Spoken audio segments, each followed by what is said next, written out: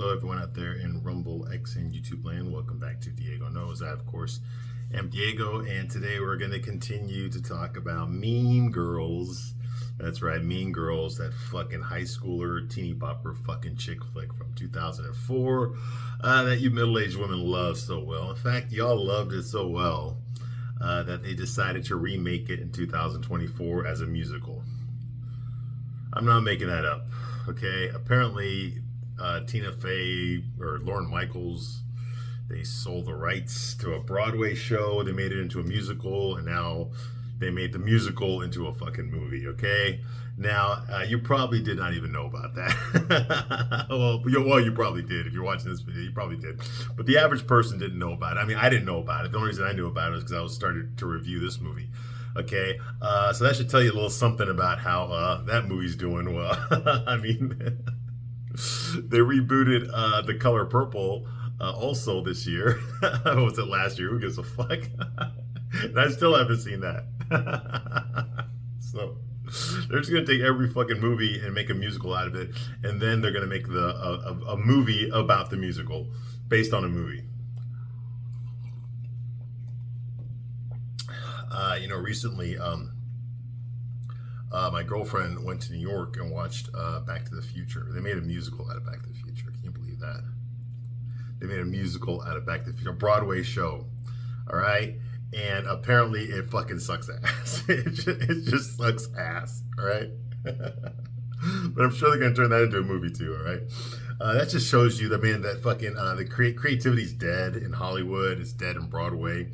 All they do is they take an old IP, they take something that was famous or popular a long time ago, back when people actually gave a shit about entertaining, entertaining their viewers, unlike today where it's all about the message, spreading the message, it's all about fucking LGBTQ, it's all about fucking racism, anti-racism, you better vote for you-know-who, that kind of shit. That's all it is today. But there was a time when they actually wanted to entertain you.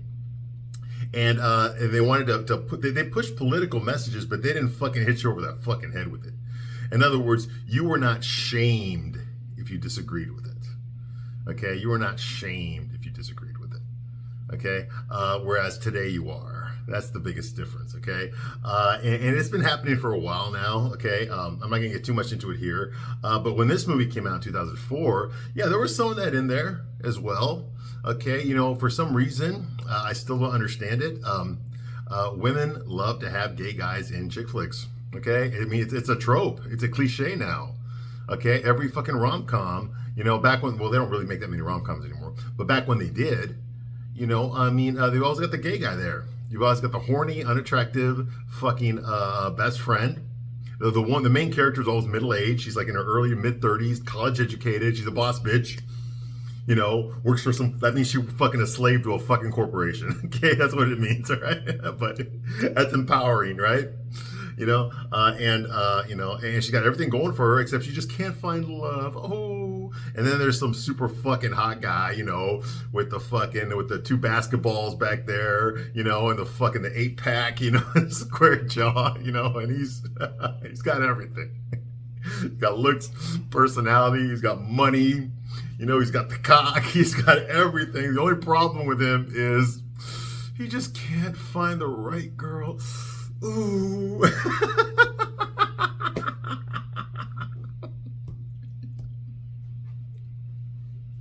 The people that write this shit, man, I swear it's unattractive, ugly women and gay guys, and they're trying to write heterosexual men. No, it don't work that way. It do not work that way. It's hilarious thinking about it. Okay, and this movie's just like that. Okay, I mean, it's not so much about the love story though in Mean Girls. Mean Girls is mostly about the social dynamics in Hollywood. Okay, you got the popular girls, you got the nerd girls. Just like you got the popular boys, you got the nerd boys. All right, and this movie was meant as a nostalgia trip. From middle-aged women in 2004, so they could relive their high school, and it was also made for contemporary teenage girls, so they could, to give them not an accurate representation, but a facsimile of what high school is like in 2004. Okay, if you're from the white fucking middle-class suburbs. and you're Jewish.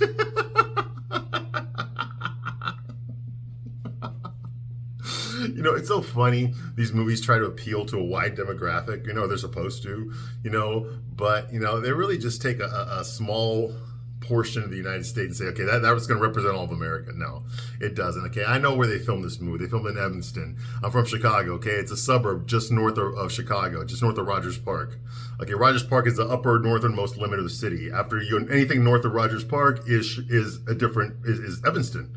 Okay, depending on what direction you go. But Evanston, we call it Evanston. Okay, because there's a big Jewish population there. All right, so that's where they filmed this movie. Okay, that's the high school she goes to. Okay, there's a university at Northwestern University. Okay, the Wildcats. Okay, that football team over there. So it's a popular suburb, especially if you're from Chicago. Okay, because once you graduate there, you automatically you're gonna hop on the fucking train, the Metro, and go straight downtown. You're gonna get a fucking kosher fucking corporate job in downtown Chicago. Okay, but you live in Evanston. Okay, and I used to work in Evanston, so I understand. All right, and that's where this movie's filmed. Okay, so yeah, so that's supposed to represent high school, okay? And a lot of girls that I know told me that this movie reminded them what it was like for them being in high school. You know, you've got the hierarchy there. You know, you got the queen bitch, and then you got the girl, her subordinates, you know, and the people under them, and everyone else is just trying to suck their dick to get accepted by them. You know, they know they're never going to get in there. They're never actually going to be invited into the club, but they at least want to know that they're, you know, if they're friendly with that club, that they're not going to get fucking hit on. You know, so that's kind of how it works. And we've all been in high school. We all understand that. It's like that for guys too. Okay, for us too. You know, I wasn't the most popular guy in high school. I mean, I had friends in high school, but I wasn't a fucking jock. I wasn't a football player. Okay, I wasn't fucking getting invited to all the parties. I wasn't getting to fuck all the cheerleaders. Okay, like those guys were. Okay, you know, that didn't happen for me. So it really bothers me. And I got my share. Don't get me wrong. I got my share. Okay, in high school. All right, I wasn't lonely in high school, not by a long shot. But I wasn't in that social hierarchy. I wasn't all the way up there. Okay, I wasn't from some fucking rich family. You know, my mom and dad didn't buy me a fucking brand new Corvette that I got to drive to school every fucking day. Okay, like some of the kids I went to school with. You know, we didn't live in a fucking $1 million house or anything like that, like a lot of the kids I went to school with, or the rich kids, the popular kids, you know. I mean, they got their fucking college all paid for. They didn't have to fucking, you think they needed fucking financial aid to go to college? Fuck no. Their fucking mommy and dad wrote a check. Okay, and they went and got accepted right away. So no, it is different. You know, when you grow up, you know, middle class or poor, it's a very different when you see how the rich live. Okay, and usually my experience in high school was the most popular guys in school just tended to be the wealthiest as well. Okay, they wore the most expensive clothes. You know, they had the nicest cars. Okay, they got to go to the expensive concerts. You know, I mean, all that kind of shit. All right, and of course they always had the best parties. The parties were always at their house when their parents were away. Very risky business style. Okay, so those guys, those are at the top of the social hierarchy, and when you're at the top, you get to fuck the top. Okay, so the hottest girls, fuck them. All right, it's that way everywhere. At least in America, it is. Probably the whole world, I bet. And women are attracted to men with a high social market value. They really are. Okay, the more popular you are, the more women want to fuck you. It doesn't matter what you look like. That's the difference between men and women. It don't matter what you look like. Like, I don't give a fuck. If you're fucking super rich, okay, and you're hot as fuck, okay, and you come from a rich family, you know, and you're going to a fucking Ivy League school, okay, whatever, you're going to be this fucking boss bitch or some shit, you know, you're going to invent Bumble or some shit like that. It doesn't fucking matter, okay? If there's a girl that works at fucking Walmart that's better looking than you, I'm gonna fuck her. Okay? That's where feminism lied to you. What the fuck? They made you think that you needed all that shit. No, you don't. You don't. You know who needs all that shit? Guys. Because that's what girls want. And y'all fell for it. But anyway, yeah. So I'm telling you, that's why you need to watch my YouTube channel, okay, ladies that are out there. You need to watch it because I'm going to tell you the fucking truth. You keep going to fucking these fucking bitches, okay, telling you to fucking, you need to be empowered and all this kind of, and that's what gets you the man that you want. No, it's not. It shouldn't get you a fuck buddy. Now, I'm not saying there's nothing wrong with that. Nothing wrong with being a fuck buddy if that's what all you want. Okay, I've done that too. I've had fuck buddies and I've been a fuck buddy. Okay, but you know, if you want more than that, okay, then you know, what do you bring? And your fucking your Ivy League degree, your 6-figure income. It doesn't give men don't give a shit about that. We don't. Okay, you give a shit about that. We don't. So your only option is to date a man who makes more money than you, who has more experience than you, all those things. Okay, right? But then if you're trying to go for, don't you think that all the drop dead gorgeous young beautiful women want that guy too? And don't you think you're going to have to compete with them to get that guy? And don't you think he's going to choose them other than you? Okay, he doesn't have to deal with your bitchiness. He doesn't have to deal with your fucking attitude, your sense of entitlement. Okay, your feminist bullshit speeches. All that kind of crap. He doesn't have to deal with that shit when he can just get a fucking hot ass 20-year-old, okay, who will lick his fucking asshole whenever he wants it, and then ask for seconds, and then she'll fucking clean his house and cook him a fucking delicious dinner. Okay, which one? And she looks better than you. Which one do you think he's gonna pick? Right? Come on. But y'all keep fighting for that guy. God bless you. Okay, please do. Okay, and I say that as a term of endearment, especially for all the men that are out there, all the regular guys that are out there. Okay, because seriously, ladies, you need to weed yourself out of the fucking gene pool. Okay. You want to know why men aren't fucking going out anymore? It sucks, man. I mean, this new generation, they're just not dating anymore. They're not, man. They'd rather just fucking play video games and fucking jerk off to porn. And that's fucking sad. You know why? Because fucking porn doesn't fucking give them an attitude. It doesn't tell them they got to be better looking. It doesn't tell them they got to make more money. It doesn't tell them they have to, they have to take them out every fucking Friday night. Porn's not going to cheat on them. And porn's not gonna get fat once he starts having sex with it.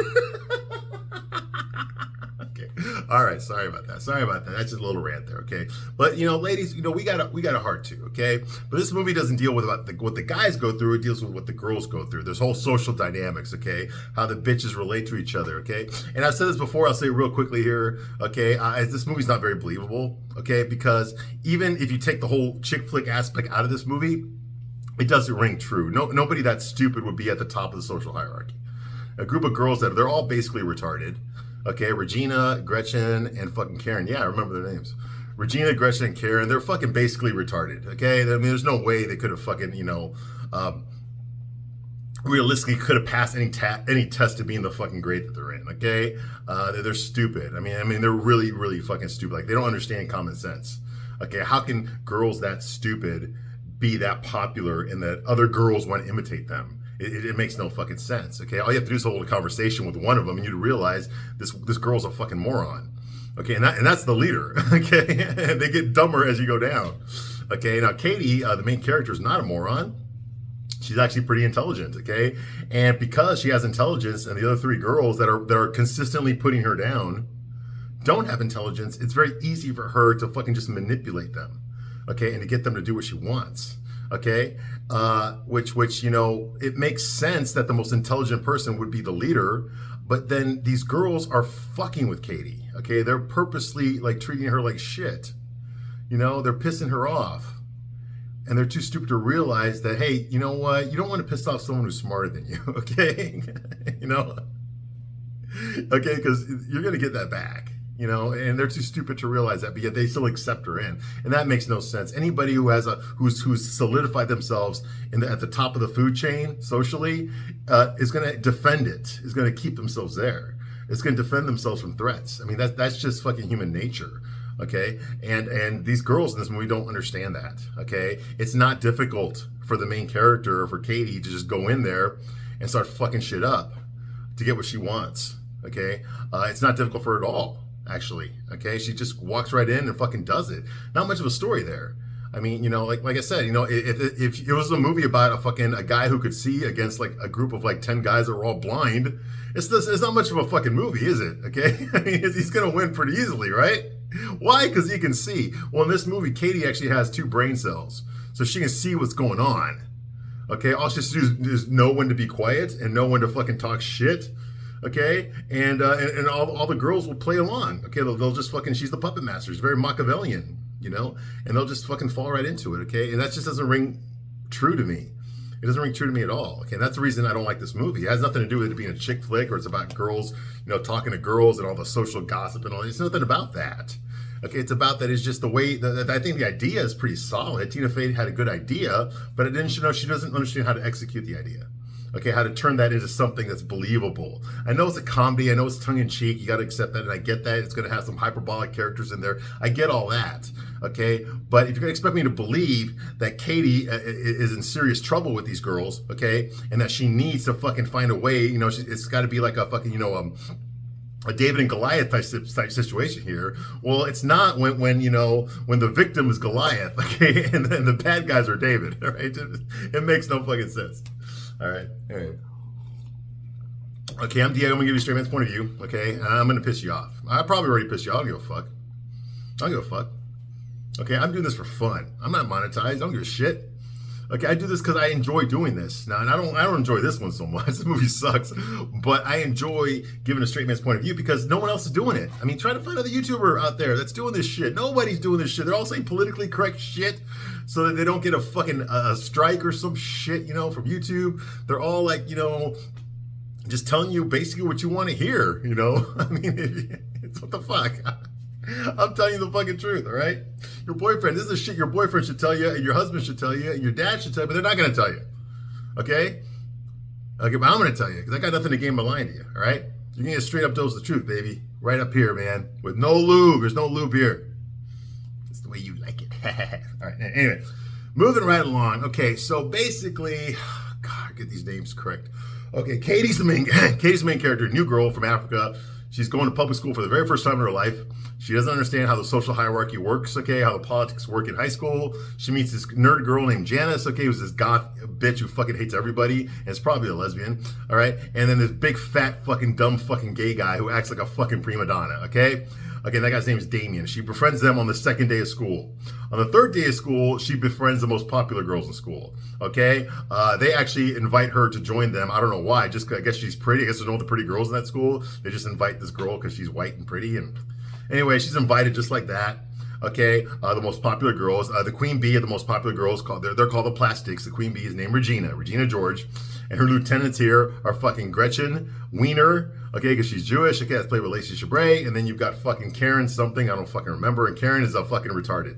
Like, she's like fucking mentally retarded, okay? She's played by Amanda Seyfried, right?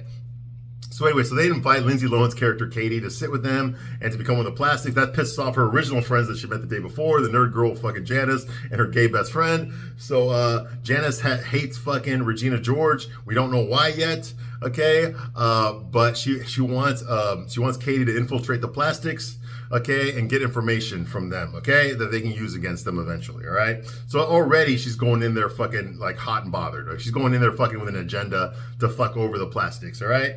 And of course, she's legit to do that because Regina is a bitch. She's a two-faced, manipulative fucking bitch. Unfortunately, which is consistent with a popular girl in school, but she's too stupid to realize it. She's too stupid to realize that other people don't like her or that other people would go against her. Okay, like if you're a dumb fuck, you're no longer a threat. Okay, that's simple fucking tactics right there, okay? Logistics right there. In the military, you find your enemy's weak spot. And if your enemy's going to project their weak spot right away, I mean, it's not much of a battle, okay? And the first thing we learn about Regina, besides her being a selfish, fucking lying, fucking immature, bitch, is that she's stupid. Well, there's her Achilles heel right there. It didn't take long to figure that out. Easily manipulated. And of course, that's what Katie does. She fucking manipulates these girls, all right? So she infiltrates them during a scene. Regina, who's very rich. Okay, they go to Regina's house, okay? And of course, Regina drives a convertible, okay? They go to Regina's house there, and it's like a mansion, like a small mansion, basically. Regina runs the whole show. She tells her parents what to do. Her mom is like in her 30s or 40s. She's got these big fake titties, played by Amy Poehler from Saturday Night Live.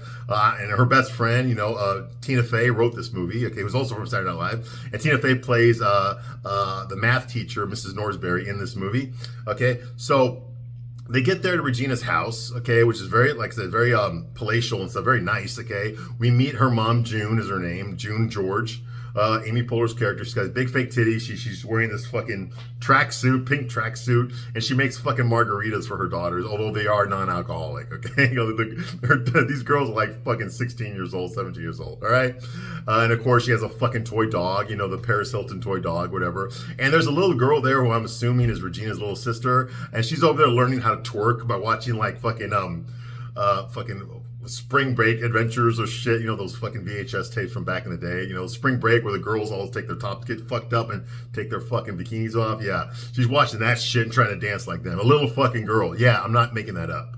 Okay, that just goes to show you these girls are not being fucking raised very well. Okay, their mom is a fucking immature piece of shit. All right, and her mom, June, thinks that she's one of them. Okay, of course, Regina's embarrassed by her mom because her mom tries to act like she's 17 as well and try to fit in with the girls and get all the gossip and what guy is hot. And let's talk about guys' asses and shit. Let's get the fuck out of here. You're like 40-something years old. What the fuck, man? But she thinks she's fucking young, whatever. Of course, Regina has no respect for her, tells her what to do. And it turns out that Regina actually took over the house. The master bedroom in that big house belongs to Regina. Okay, she kicked her parents out of the best room in the fucking house. How she got away with that, I don't fucking know. The only thing I can think of is that her dad is a fucking limp dick fucking beta male. That's the one who pays for everything and fucking has no fucking authority in that house, which is typical for your average fucking TV show today, movie today. All right, so that's going. But we do hear a good song during this thing. We hear "Milkshake" by Kelly. Remember that? My milkshake brings all the boys to the door, and damn right, it's better than yours. Damn right, it's better than yours. I can teach you, but I have to teach. Okay, I love that song. All right, when I was DJing in a nightclub in Chicago, we used to play that song all the time. Every 30 minutes. Anyway, so that's all going on here. Okay, we learned from June, from Regina's mom, that there's no rules in this house. She's a cool mom. She calls herself the cool mom. There's no rules in this house. You can get fucked in the living room. She doesn't care. You can smoke, whatever you want, do drugs, have a fucking orgy. She don't give a shit as long as she's invited. All right, So like I said, Regina has control of the house. She has the master bedroom. Okay. And of course, what do the Plastics do? Now, they just invited Katie to join them. So once they get into the house, the Plastics, that's Regina, Gretchen, and Karen, they go up in front of the mirror and start pointing out their imperfections, okay? And they do that in front of Katie, okay? Now, Katie apparently doesn't think she has any imperfections, so she finds it as weird that a girl would look in the mirror and say something like, oh my God, is my nose too big? Oh my God, I got shoulders like a man. Or, oh my God, my teeth are crooked back here. These girls are pointing out their imperfections. All right. And like Katie's looking at them like, oh, like that's weird. Oh, well, I have bad breath in the morning. Like she doesn't understand that. I don't understand this. Okay. Of course people do that. Guys do that too. I know girls that do that. They look at themselves in the mirror and go, oh my God, what's this zit I have right here? How do I, of course I get all that. All right. But the fact that Katie doesn't get that. I mean, just because she grew up in Africa doesn't mean that she's, not aware of what she looks like. She doesn't have to be fucking self-conscious about it. She doesn't have to be fucking, insecure about it. But she would be aware. She would understand that. And Katie seems to act like she doesn't understand that girls are concerned about their looks, in high school, no less. Like that's like foreign to her, Anyway, so that's going on here, okay? But, so... Regina's mom, June, comes into the bedroom there, and she brings them all virgin margaritas. Yeah. Okay, for happy hour. Happy hour is from 4 to 6 or some shit like that. And of course, she made one for herself too. And she wants in on all the girl talk, okay? And she doesn't realize that her toy dog is fucking chewing on her tit. She can't feel it because she's got these big fake tits, and I guess she lost all sensitivity there, which I don't believe, okay? I have been around a few fake titties, and yet, no, the girls can definitely feel it, all right? But in this movie, she can't feel it, that the dog is fucking chewing on her fucking nipple, all right? So that's going on here. Okay, and and so, of course, Regina kicks her mom out of the room, because she's embarrassing her, and of course, June says, like, oh, you girls keep me young, like, what the fuck? You're not young, all right? Anyway, we get to see their burn book. Now, the girls created this book. It's a pink book. It's a hardback called a burn book. It's kind of like a notebook, okay, like a yearbook that they made, a handmade yearbook that they made, all right? And what they do is they use it to criticize and shame other students. Okay, so whenever they want to make fun of somebody or whenever they hate someone at school, they take a picture of that person, they put it in the book, and they write down some malicious stuff about them, a lot of vitriol about them. All right, and of course they show this book to fucking Katie, who they just fucking met yesterday. Okay, and she goes through the book, and there's a page there on Janice. Okay, her friend, her best friend that she met the day before she met the Plastics. Janice, the gothic fucking, girl who has no fucking friends except for a fat gay guy. All right, yeah, Janice. All right. So it's the burn book, okay, and Janice is in there, and she's labeled in there as a dyke. Hey, their words, not mine. Okay, their words, not mine. All right. Okay, and we all know what that means, right? Jodie Foster, Ellen DeGeneres. Anyway, yeah, she's got carpet in her lunchbox, is what I'm trying to say. All right, so, and I believe it too. All right, so Katie labels Damien as, so Katie tries to fit in with all the insults, and she's like, and they mention the fat guy that's always hanging out with Janice. And Katie says, "Oh, that's Damien. That guy is too gay to function." So now she's making fun of the people that are actually her friends, and she's doing it in front of the fucking Plastics, okay? Which is kind of sad, okay? Now, what I don't understand is why would they share all of their deepest, darkest secrets with a stranger, a girl they just met, Katie, yesterday, okay? She's never been to public school before. She grew up in Africa, okay? And she's never been to a public school, never gone to school with other teenagers or nothing like that. They just fucking met her, and she's smart, unlike them, and yet they want her to be part of the group. What? So they can just make fun of her? That makes no sense.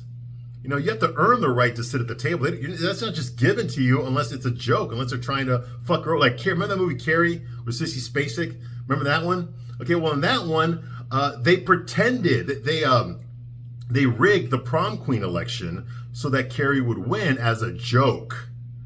So now Carrie is thinking that she's really like being accepted by the students. Like the girls even like her now. She's gonna be prom queen, but it was a fucking hoax. It was a joke to humiliate her. That would make sense, but that's not what's happening here. What's happening here is they legitimately invited her to be part of their social group. Why? And we don't understand why. And they invite her in just so they can be a bitch to her. And yet they have no idea what she's capable of. Okay, they know that she's smarter than them. Why would you fuck with someone over like that? It makes no fucking sense. If you want to bring someone in your group, you got to bring someone who's stupid too. They'll do what they're told. Okay, you don't bring in some independent girl, who's smarter than you. Come on, it makes no sense. That's the problem with the fucking movie. Why would they trust all their deepest, darkest secrets to a stranger? Okay. And all she ever did to earn her seat at the table was walk in front of them in the cafeteria while some guy was hitting on her. That's all she had to do. She just had to walk in there, and then some random kid, Jason, Gretchen's ex-boyfriend, just came in there and said some stupid shit like, hey, well, would you like me to butter your muffins? And because of that, fucking Regina jumps in there and just fucking, and they both fucking, emasculate him, get rid of him, and now they have something to bond with, and now she's invited to sit down with them from now. This is stupid. Anyway. So Katie tells Janice about the burn book. Okay, later on she meets up with Janice again because remember she's their spy. Okay, and it's at the soap store. That's where it's like a Bed Bath and Beyond type place, whatever. Where Janice, it's at the mall, and she goes there. She tells them about the burn book, and of course Janice says, "Am I in it?" And Kay's like, "Oh no, you're not. No." Okay, she's lying. Okay, and of course Damien is there just acting like a fucking homo. Oh my god, just to really moisturize my skin. Some big fat fucking dumb fuck. Who's just fucking flaming queer. Because you got to have that guy there. He's actually worried about the moisturizer. Anyway, moving right along. Janice, anyway, so that's going on here. He just acts home. Okay, Janice rationalizes stealing. Okay, by she's basically telling Katie that she needs to steal something or to lie. Okay, that it's okay to fucking pretend to be friends with the Plastics. Okay, to be one of them. All right. Why? Because number one, people do evil stuff. Okay, there's people who do evil stuff. Okay, and number two, people who see evil stuff but do nothing about it. That's worse.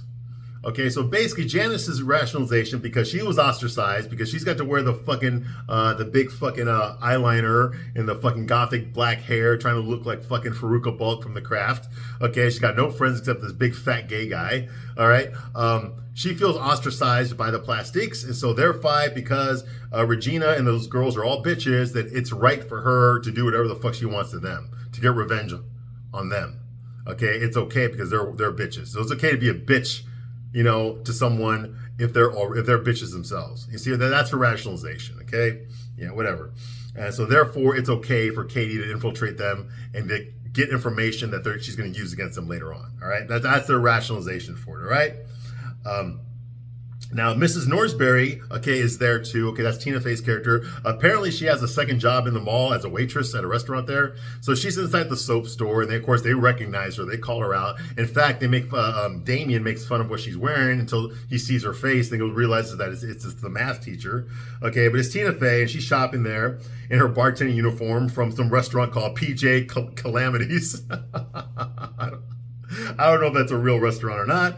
Anyway, which is, so she's covered in buttons, okay? Kind of like that movie Office Space. Remember Jennifer Aniston's character, Office Space? She had all that flair. Okay, that's what Tina Fey's wearing. Okay, it's like a Chili's, Bennigan's type place or whatever. Okay, so she's covered in buttons, okay? And she wants Katie, and she goes up to Katie, because Katie's like one of the smartest kids in her math class. And she tells Katie that, you know, there'd be a good idea for her to join the mathletes. The mathletes. It's like the math club, but they call it the mathletes, okay? Because they're all not really athletes. They're just good at math. All right? But Damien tells Mrs. Norsberry, well, if Katie does that, that is like social suicide. You know, like, and of course, Tina Fey being, you know, a nerd girl herself, is like, oh, okay, well, you know, you really should just join, you know, that kind of thing, all right?